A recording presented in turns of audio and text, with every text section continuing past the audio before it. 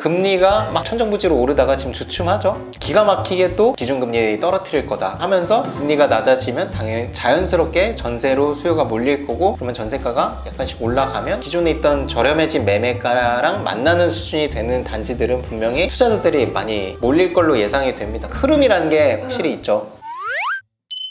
안녕하세요. 안녕하세요. 오늘의 주제입니다. 오늘의 주제는 바로 금리 동결입니다.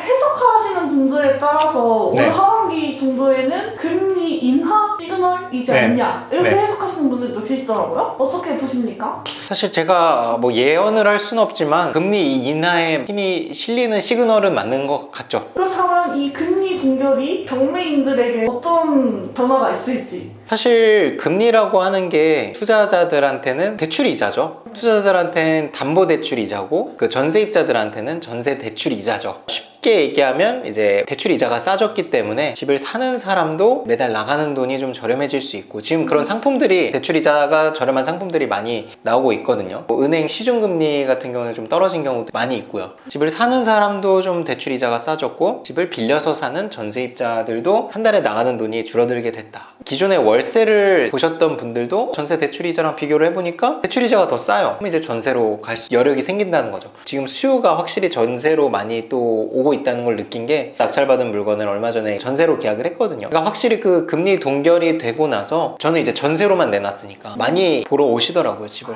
많이 찾기 시작한 것 같아요. 방금 말씀드린 건 인천에 있는 빌라고, 분당 쪽에 투자한 작은 이제 오피스텔 같은 것도 있는데, 거기도 예전에 손님들이 다 월세만 찾았는데 지금은 이제 전세 손님들도 많아져가지고 조금씩 실거래들이 빠졌던 전세가에서 조금씩 올라오고 있는 추세로 지금 실거래가 계속 찍히고 있습니다. 그럼 투자자들이 금리가 동결이 되면 입찰가를 좀 쓰는 걸까요? 누군가는 상관이 있을 수도 있겠죠. 왜냐면 150만 원 나가는 게 부담스러운 분들은 본인이 감당할 수 있는 선에서만 가격을 쓰겠죠. 대출이 요즘은 잘 나오니까 풀로 받았을 때는 80%까지 받았을 때는 본인 소득 대비해서는 조금 부담이 될 수는 있거든요. 사업자 대출을 열어놨기 때문에 지금 소득이 적어도 사업자 대출을 이용하면 80%까지 나오거든요. 근데 80% 대출 받아도 그 매달 나가는 대출 이자를 감당할 수 없으면 사실 하면 안 되는 거잖아요. 대출이 나오더라도. 사실 이게 다이렉트로 뭐 가격을 높이 쓰는데 영향을 많은 사람들한테 줄 것 같진 않아요. 그것보다는 투자하려는 사람들한테 입찰가에 영향을 준다기보다 집을 빌려 사는 전세입자분들이 전세를 많이 찾으면서 전세가가 올라가면서 기존에 떨어졌던 매매가를 밀어 올리든가, 아니면 이게 붙어서 전세 끼고 투자하는 사람들이 유입될 수 있게 유입이 된다던가, 이렇게 될 것 같아요. 그러면 자연스럽게 투자가 생기면 당연히 매매가도 올라가겠죠. 전세가 많아지면 그걸 예상하고 높게 쓰는 사람들이 있겠네요.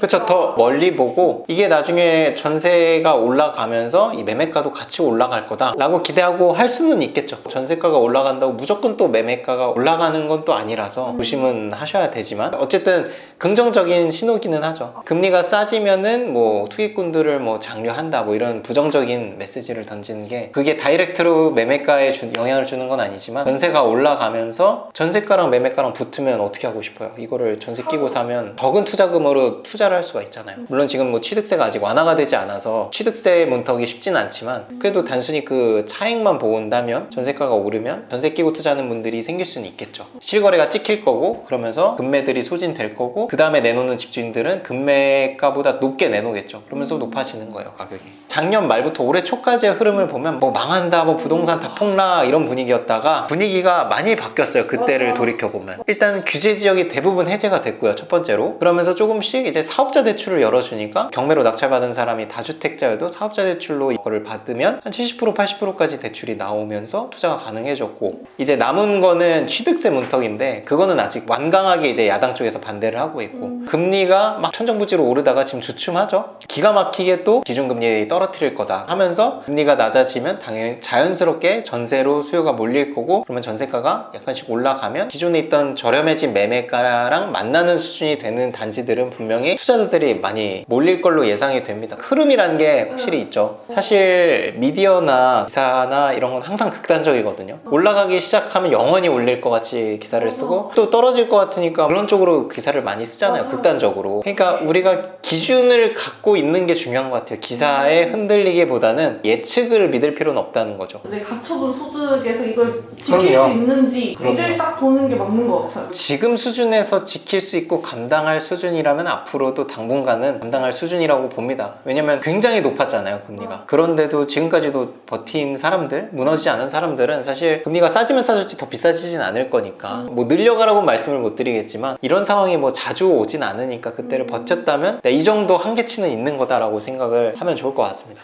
고생하셨습니다. 고생 많으셨습니다.